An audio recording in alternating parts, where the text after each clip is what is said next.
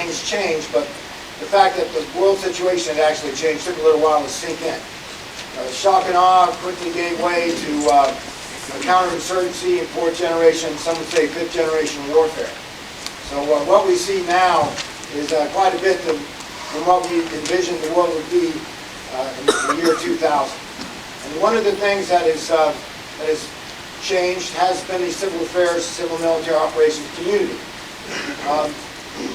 So the panelists that we got selected today are going to address topics that fall within their lane, where we talk about how doctrine is changing slowly, how we're bringing on board new concepts, or actually modernizing old concepts like civil information management, and how we're organizing the force to carry out the doctrine in the national mission.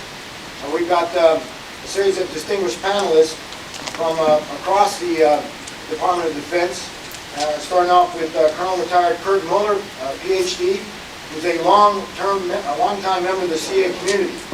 Following graduation from CGSC, he joined the 404 CA company and went through a series of assignments culminating in command of the 416th CA Battalion.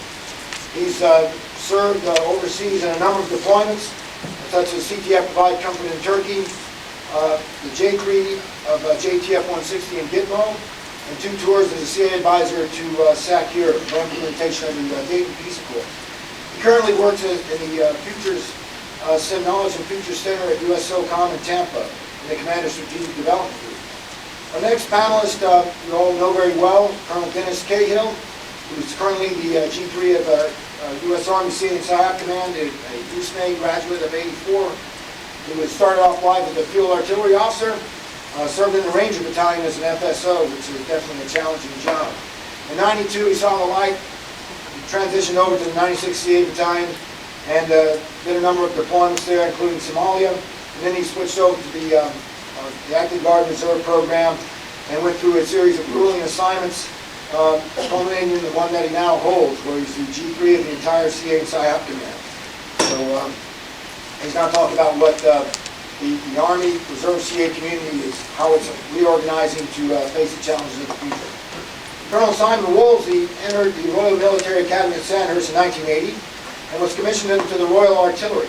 He spent most of his regimental service in airborne and commando forces, with staff appointments in the Ministry of Defense and as an instructor at the Joint Staff College.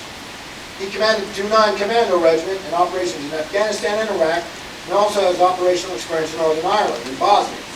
Colonel Woolsey attended the U.S. Army War College before assuming his current appointment as Chief of Stability Ops at Headquarters Department of the Army G35.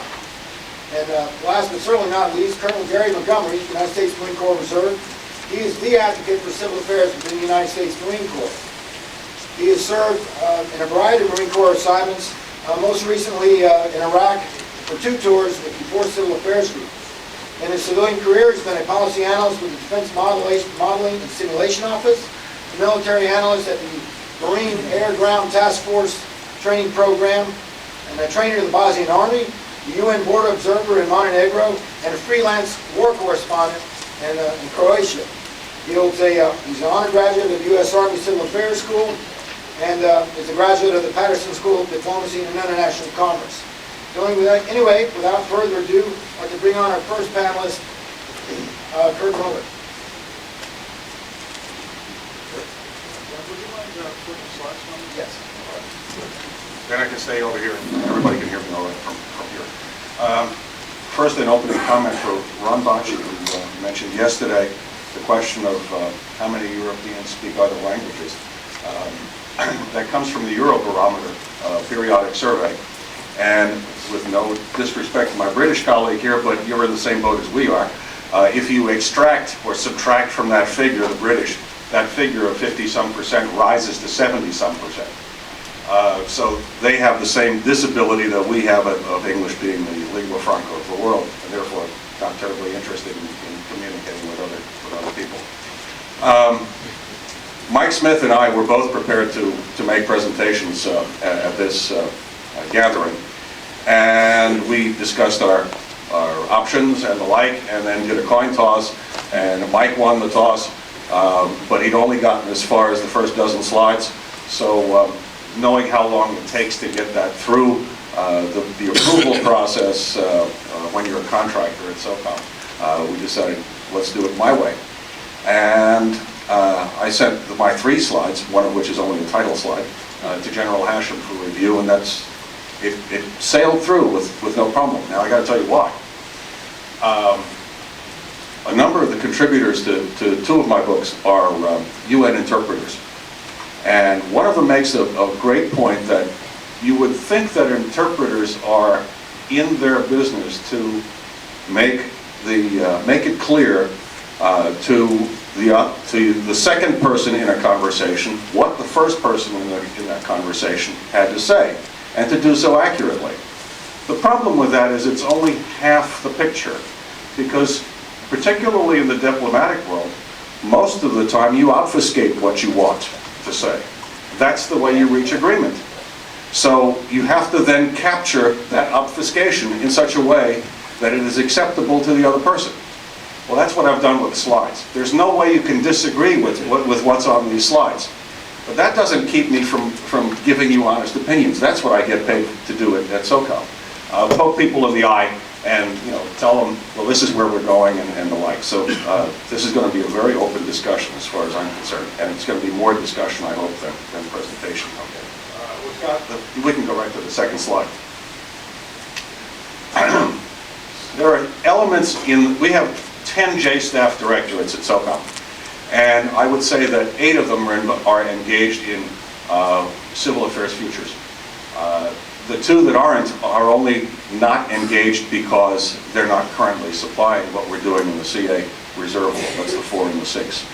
The 1 is not fully engaged because of the issues that we have with the separation of reserve CA PSYOP from active component. But the others are very clearly involved, and particularly the 3, the 7, the 9, and I foresee a role for the 10 as well, with regard to the proponency issues that are coming up. Proponency itself has been a bit of a bailiwick for us to go through because it's an Army term, and we're in a joint world. The PSYOP folks have already said, well, we're going to deal with something else called terms of reference, and they're going to deal with it that way. We're still negotiating this issue. Let me say something about the futures business and the elements of what's in there. We deal with forecasts that come to us from various organizations. CSIS, for example, RAND, the intelligence community, well, CIA more so than anybody else from the intelligence community, and it's their open source stuff. Because that's very useful for us to understand future social trends, future economic trends and the like, and what the impact of that is going to be on civil affairs kinds of activities. The horizon that we have, beyond the future years defense plan, or defense program rather, and we look at both soft issues and soft conventional force interface. So the questions we're asking are, what's the world going to look like in 2016, 2017, 2020, and 2025, and the like? Well, it's not just crystal ball gazing. In fact, there are plenty of ways of looking at trends and projecting them, and where that's going to take us, and what the likely sources of conflict are going to be, and what the likely interests are going to be at that time. A lot of this looks like traditional soft missions. Irregular warfare, training foreign forces, small footprint deployments, cultural awareness, language proficiency. We've seen all of this, and a lot of it comes from our soft brethren as well as our civil affairs folks. We deal with something called the future operational environment. That's a projection that we're very heavily involved in trying to take these forecasts and see what that's going to mean for military employment, or civil military employment, or interagency involvement and employment, and who those interagency partners are going to be, and what the likelihood is of collaborative engagement that we have with them to solve problems, whether it's phase 0 or other kinds of issues. A lot of this background discussion and shorter term forecasting has been has been prone to use certain terms, like asymmetric warfare. Well, Chris Olshaw